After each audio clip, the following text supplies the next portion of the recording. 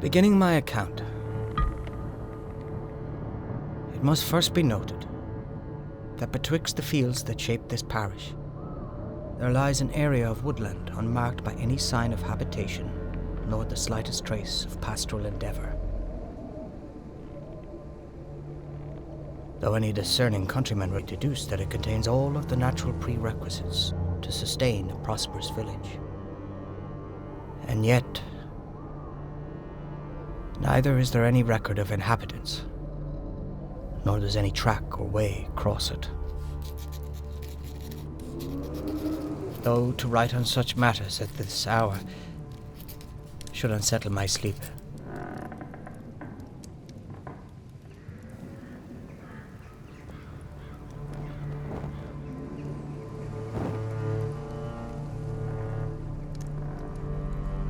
I fear that what I'm about to set down will not serve a purpose in extending our historic correspondence, but will instead remain hidden in the repository of my troubled soul.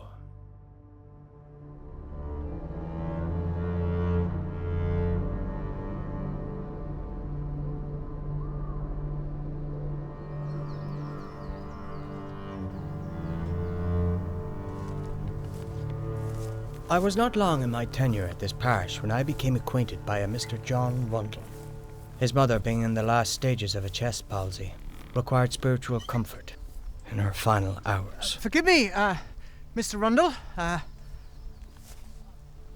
Though I have us headed west, I thought you said you lived towards Malham. Perhaps, given the circumstances, You'll might find no man or horse that'll cross, no matter the circumstance. We take the long road.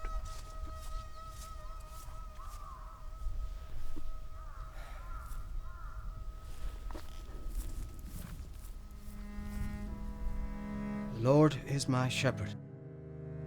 I shall not want.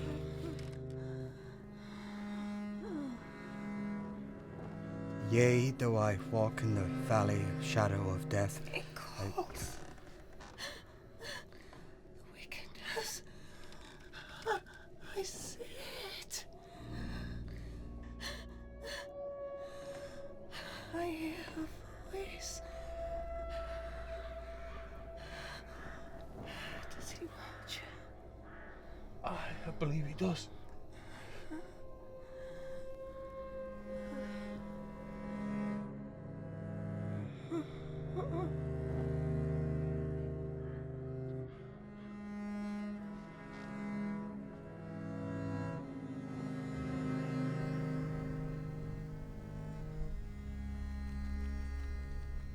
The day had grown dark when Mrs. Rundle departed the sins of this world, and with thanks by Mr. Rundle, I departed to the church grounds with a heavier step than that with which I had left them.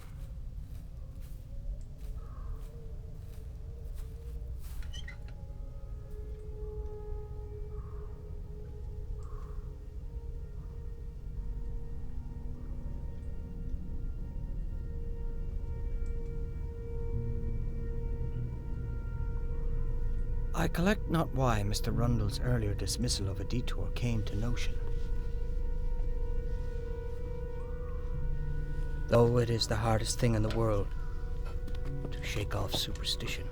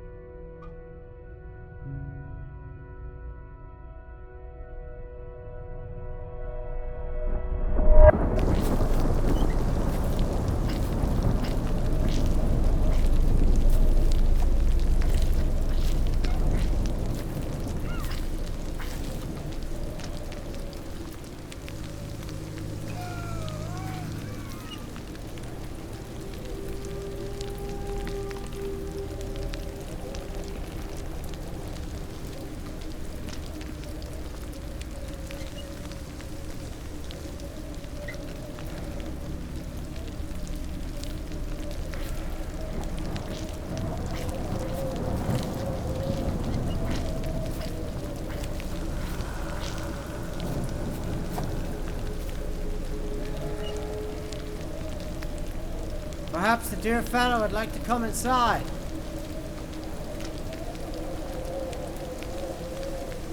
I've good wine to encourage healthy reply.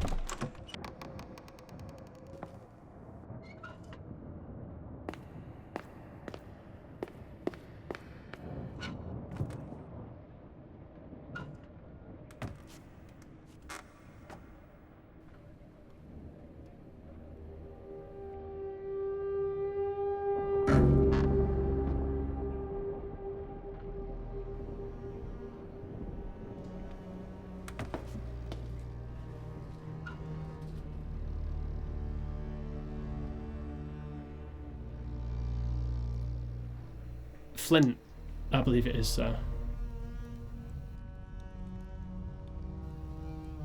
I thought you ought to like it, what with your studies. Fine eye you have there, Mr. Brigstock. Remarkable find. Just beyond the church grounds, you say? Aye, sir. Burial goods, perhaps. Fallout from one of the church graves. Not by the dates on any of our graves, I assure you.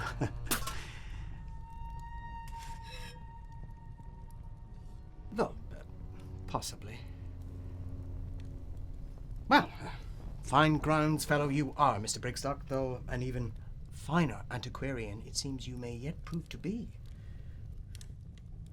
Thank you, sir. I thank you, sir.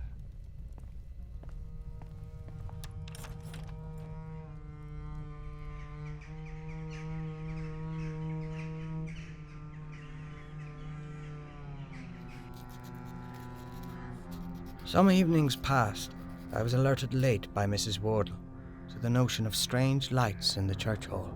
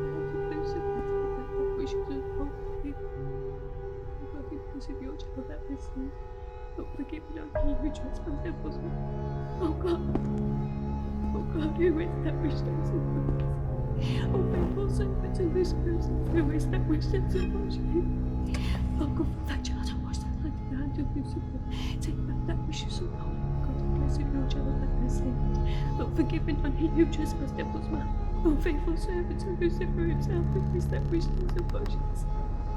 Oh, God, for that child, I wash that light in the hand of Lucifer. Take back that wish from the Lord, God, in place of your child that has sinned. Oh, God, who is that wishes and motions?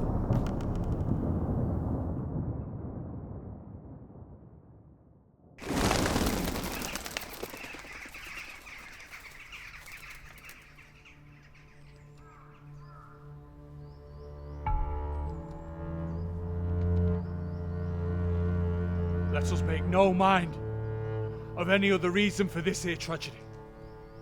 Mrs. Mannern's own kin was seen climbing and jostling on Devil's Mound not 6 days past. And yet, where lies he but the fresh soil beneath our feet?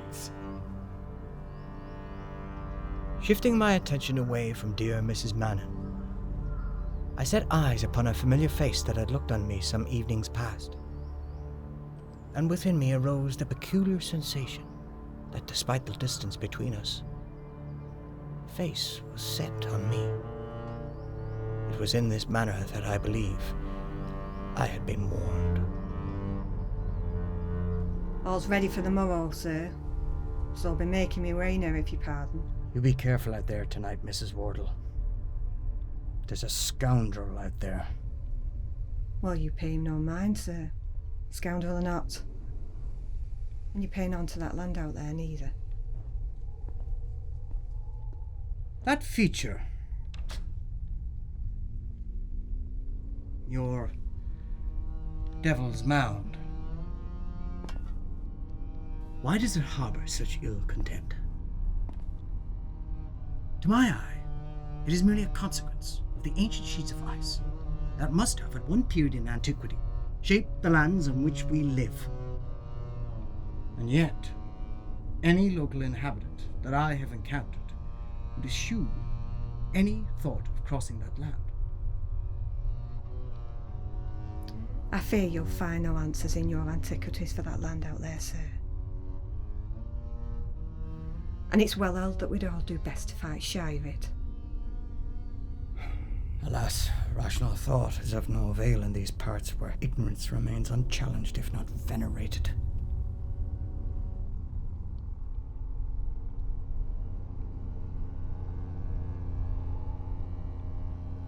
Forgive me, Mrs. Wardle. These last few days have been long. Perhaps it's not the lands on which we live, sir, that's cause for fear. I think I will be on my way now. Even though I walk through the valley of the shadow of death, I will fear no evil, for thou art with me. Thy rod and thy staff, they comfort me.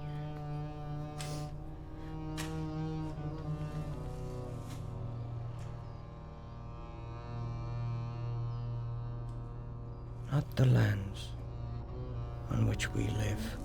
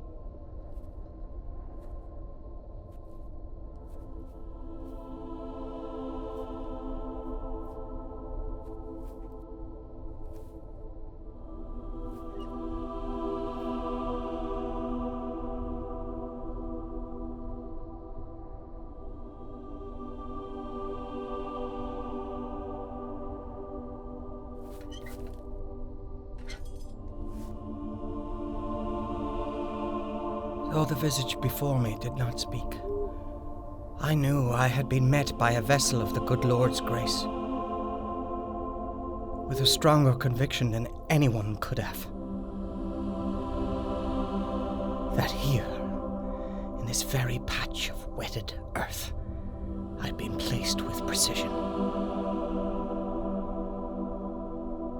as though the Lord wished to ordain his good will upon me.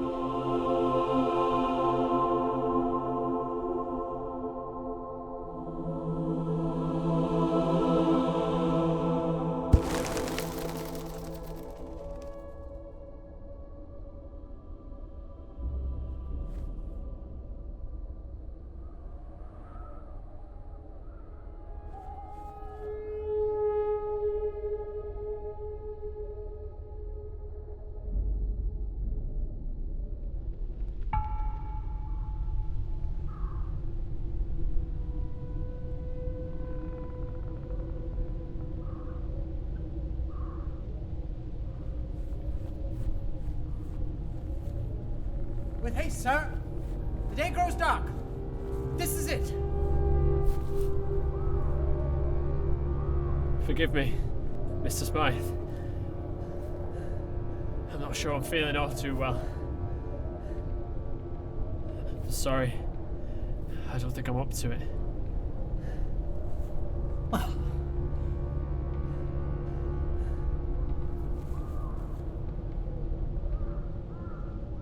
speak! I didn't know we'd be digging here, sir.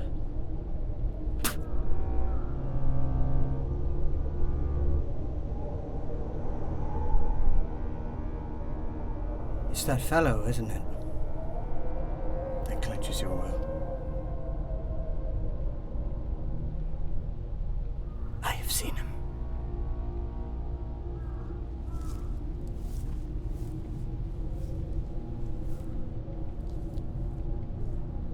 What of him?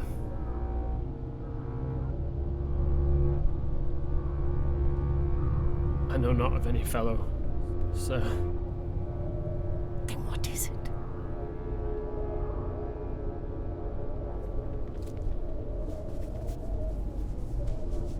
Look. You see this? Your flint blade. Do you know how old this is? I believe this flint blade is but a clue to this very site. A real burial site of the ancient. The first of its kind discovered in these lands for centuries. You see? Perhaps it's not a natural feature. We could be on the precipice of a historic excavation, and one to unfasten these devilish superstitions that you share.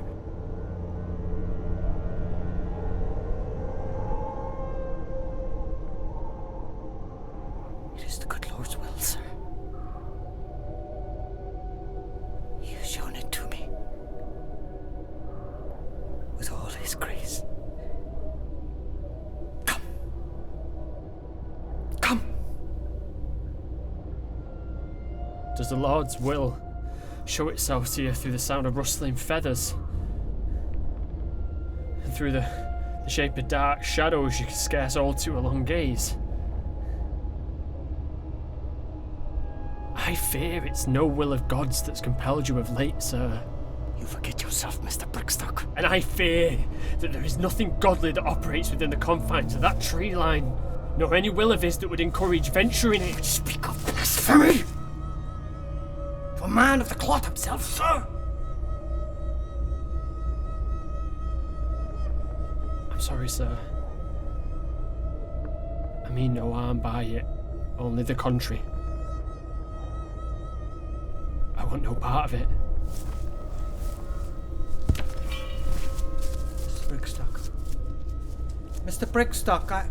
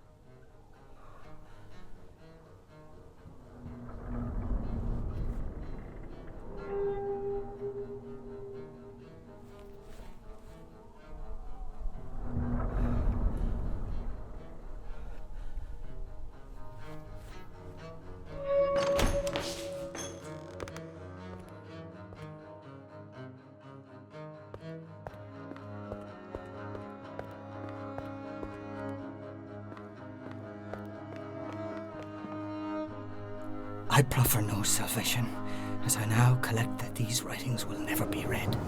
I write only to let out that which I cannot inwardly contain. For I sleep ill at night, and such sleep as once I had is now wretched. Nightmares awful and haunted, filled with leathery rustles and visions that I could scarce distinguish from reality. I hear little of late, but the filthy rustling of black feathers and fancy the occasional dry cough in the air. Yet catch shadows that shift in the dark of the church passages. Look, Mrs. Ward. It watches.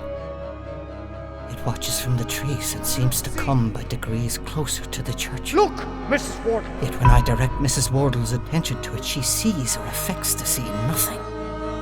You would abdicate your duties, Mrs. Wardle! She has told me that she must away northwards to visit a relative that is taken sick and may not return for some days. She may not see what I see, but she fears. Yes, she fears.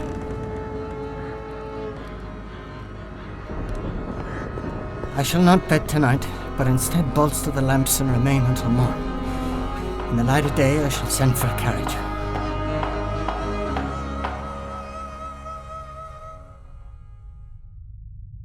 How dark it seems to be.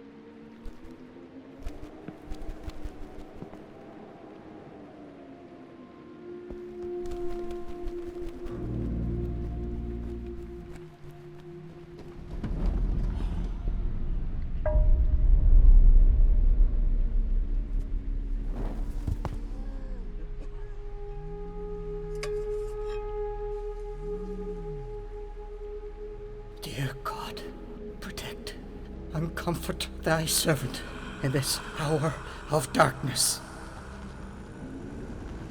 O God, what is in the mound that I have threatened to disturb? What does the spectre before me protect? Where is the reason? I shall endeavour to beseech you, Almighty God. You shall show this spectre before me that I heed his caution, and to make his effect here just that.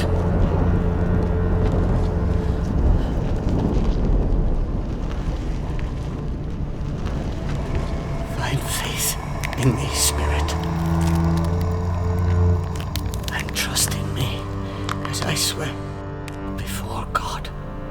I swear to you, I shall never step a foot towards the devil Mound again, and I shall hold fast your caution on God to my grave.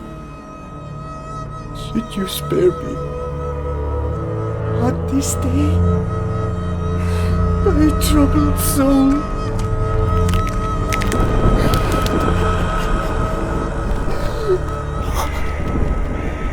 Protect me. Comfort. Assert.